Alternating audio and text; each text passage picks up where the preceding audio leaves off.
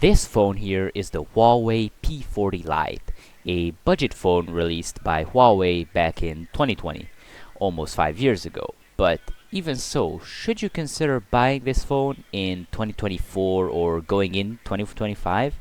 Well, in this video, you'll know everything there is to know about this phone and whether it's worth the price or not, which on the used market is about $100. It might depend on your specific region, but if you can find it for roughly that price or preferably even cheaper, then that would be ideal.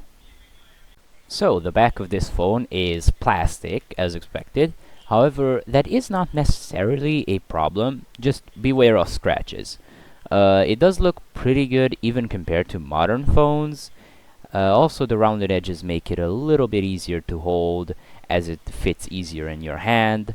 Also, this phone that I have right here is the emerald green color of the phone. However, there's a pinkish blue color as well as a basic gray or black color for this phone. Flipping the phone around, we get the not so bright 6.4-inch IPS LCD panel. And yeah, it is rather hard to see what's going on the screen even at max brightness, which isn't really a fault of this phone specifically. It's more of a fault from the general technology behind IPS LCD screens, as they don't really get as bright as an AMOLED screen would or an OLED would. So just keep this in mind when you buy this phone.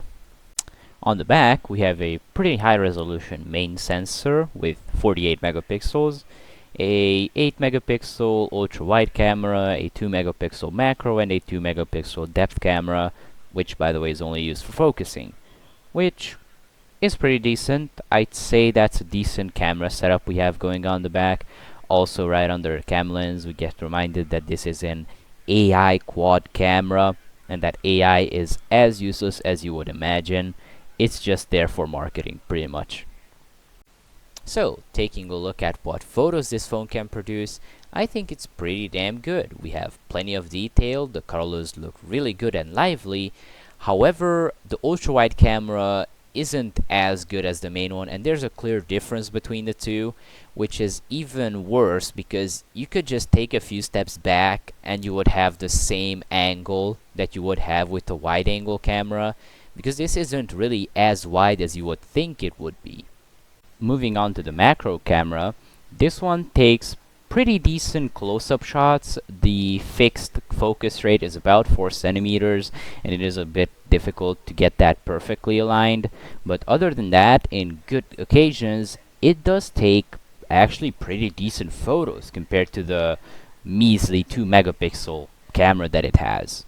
Now, taking a look at zoom shots, we can tell that it's not really that good at all. It's mediocre at best because we don't really have a dedicated zoom lens.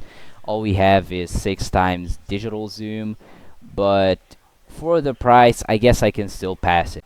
Now, where I am surprised, however, is video quality. Now, standing and shooting videos in good lighting actually makes up for a really usable shot. The detail is there as well as the colors.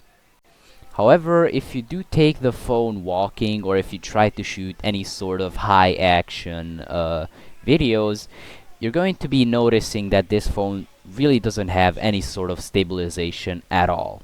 This is even more so noticeable when you start running with the phone, as it's quite obvious. And I'm sure everyone's heard the same old thing that Huawei phones don't have Google services and you can't really use them as a main phone. Well, that's simply not true, as you can just install something called Gbox and it will let you use every single app that you would with Google services. Even Google Play Store works on it flawlessly without any issues. I really don't think it's such a big deal as people make it out to be. And you can also connect Google Play games or any sort of other Google Play services to any sort of app. And here's the biggest reason why you should consider this phone: gaming performance. Now, right here we're playing some more easy to run game. This is Subway Surfers running flawlessly on the phone, absolutely without any sort of hiccups. However, this is only just a 60 Hz screen, so it's not going to feel as smooth as a modern budget phone, which usually comes with 90 hertz. But if you're willing to trade a bit of smoothness for some very noticeable performance gains, then I think you should consider this phone. So as you can see, this is Genshin Impact running on it flawlessly on 60 FPS, which most new budget phones for around $100 simply will not provide. For example, the Motorola G04 that I reviewed in the other video. This phone has a really good processor behind everything. And the CPU in question is none other than the Huawei-made Kirin 810, an 8-core CPU that goes up to 2.28 GHz, which will grant you a very good performance on pretty much any sort of app, any sort of game that you will use. Storage is also plenty, 128 gigabytes on the base model. I'm pretty sure it goes up to 256 if you get a more spec'd out version, and that much storage is going to be plenty for you in 2024, 2025. And the UI itself is going to be up to preference, but I just wanted to show real quick how nicely animated every single button here is. It's clear that Huawei put in some effort in this phone. Not even some effort, a bunch of effort. This phone is really well made, really well put together in my opinion. And the single reason that doesn't make this phone the best budget phone is the software updates. This is a 2 to 3 years behind our current Androids. It's on Emotion UI 12, Android 12, which is going to mean that you're going to be missing out on a bunch of new features as well as security updates. Also, I wanted to add this as a side note. There's literally an app called Mirror on this phone, and once you open it, it pretty much acts like opening the front camera, but with this real weird border around it. So I'm not too sure what the point of this app is. I just wanted to include this as a little fun Easter egg or something. So then, should you go ahead and spend roughly $100 on this phone and just go on and buy this phone?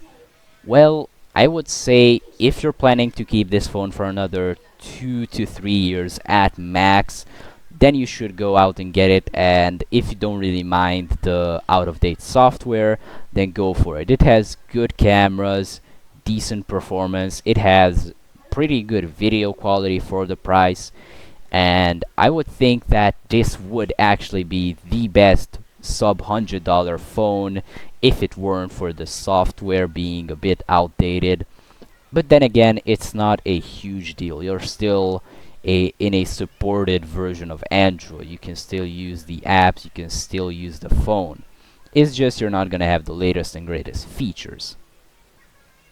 And if you made it this far, thank you for supporting me.